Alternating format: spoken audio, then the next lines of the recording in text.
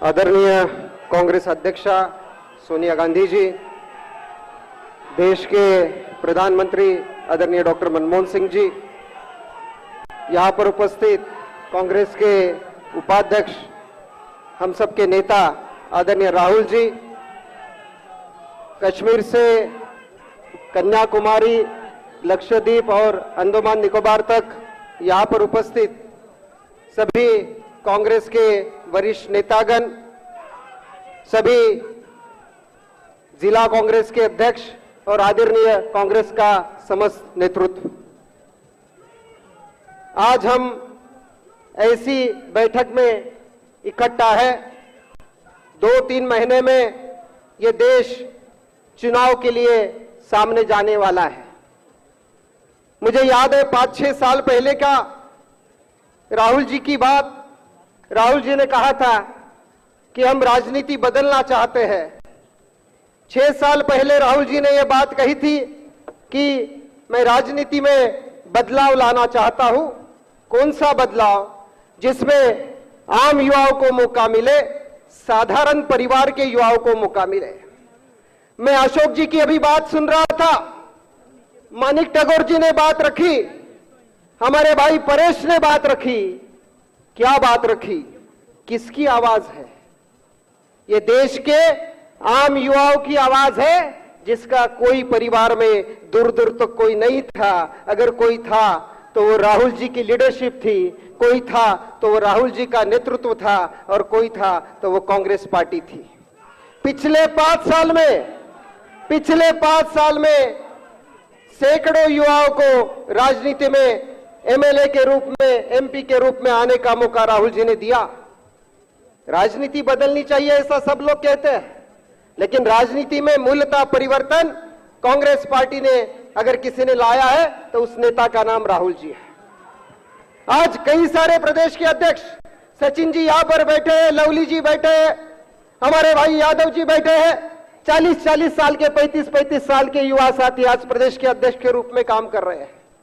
कई सारे एआईसीसी के सेक्रेटरी सामने बैठे हैं, 35 साल का, 37 साल का एआईसीसी का सेक्रेटरी आज काम कर रहा है। ये लीडरशिप अगर इस देश को किसने दी है तो राजीव जी के बाद ये लीडरशिप राहुल जी की वजह से इस देश को मिले। और युवा कांग्रेस की तरफ से, यहां पर बैठे हुए सभी तमाम युवाओं की तरफ से राहुल जी को इस बात के लिए मैं बधाई देना चाहता हूं। बीच में हमारी सरकार के पहले 9.5-10 साल के पहले बीजेपी की सरकार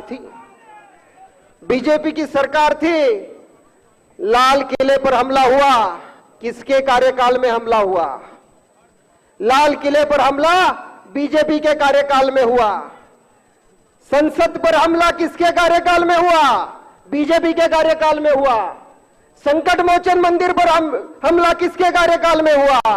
बीजेपी के कार्यकाल में हुआ। जम्मू कश्मीर की विधानसभा में हमला किसके कार्यकाल में हुआ? बीजेपी के कार्यकाल में हुआ। सोमनाथ मंदिर पर भी जब हमला हुआ तब आपकी सरकार थी, लेकिन सोनिया जी ने और कांग्रेस पार्टी ने राजनीति नहीं की। जब देश की बात आती है, हम देश के हित में खड़े रहते हैं, हम पक्ष के हित की बात कभी नहीं करते हैं। देश की हित की बात हमने की।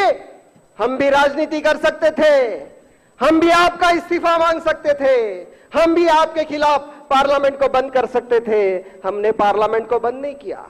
हम आपके साथ खड़े रहे। हमने कहा देश के हित के खिलाफ की बात है, हम आपके साथ रहेंगे। लेकिन क्या ये भाजपा वालों ने ऐसा किया? पिछले 7-8 सालों से क्या चल रहा है? 2014 की तो बात कर रहे हो, पार्लियामेंट पर आना तो चाहते हो। संसद यानी क्या?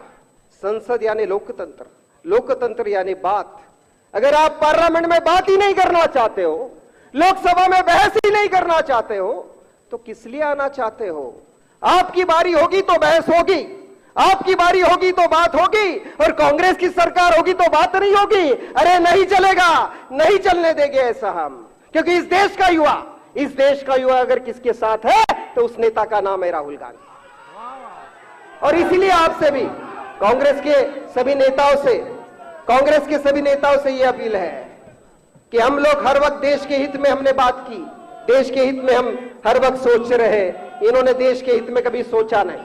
अगर ये भाजपा वाले सचमुच देश के हित में सोचते तो नो बिल पार्लियामेंट में, नो बिल पार्लियामेंट में, अगले महीने में सेशन है। अगर आपने सचमुच भ्रष्टाचार के खिलाफ लड़ने की आपकी बात है तो हिम्मत है तो करके दिखाओ, ये बिल पास करके आप दिखाइए। हाँ, इसमें हमारा सहयोग दीजिए, ये भी हमारी अपील होगी। ये देश गुमराह नहीं होगा। 2003 में ऐसे चुनाव हुए थे, 2003 में ऐसे 4-5 राज्यों के चुनाव हुए थे, 2003 में भी यही रिजल्ट लगा था, 2003 में भी यही रिजल्ट लगा था।